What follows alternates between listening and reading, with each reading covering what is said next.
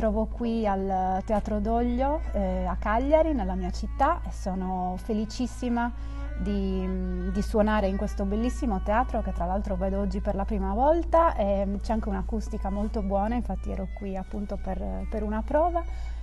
Sono molto contenta ed emozionata, come sempre ovviamente quando suono nella mia città, a maggior ragione qui al Teatro Doglio per la prima volta. Infatti ringrazio l'organizzazione per l'invito, graditissimo. Suonerò tra l'altro con un pianista fantastico che è Giuseppe Andaloro, un pianista con il quale suoniamo ormai da tantissimi anni. Mi piacerebbe anche ricordare che l'ultimo concerto a Cagliari fatto con Giuseppe è la bellezza di 18 anni fa, quindi dopo 18 anni siamo felicissimi di suonare qui a Cagliari.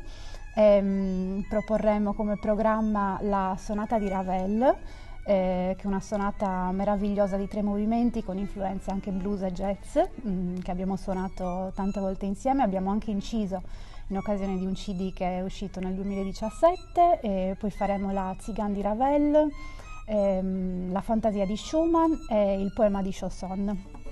Quindi è un bellissimo programma che non vediamo l'ora di proporre qui per il pubblico cagliaritano, quindi insomma vi aspettiamo numerosi.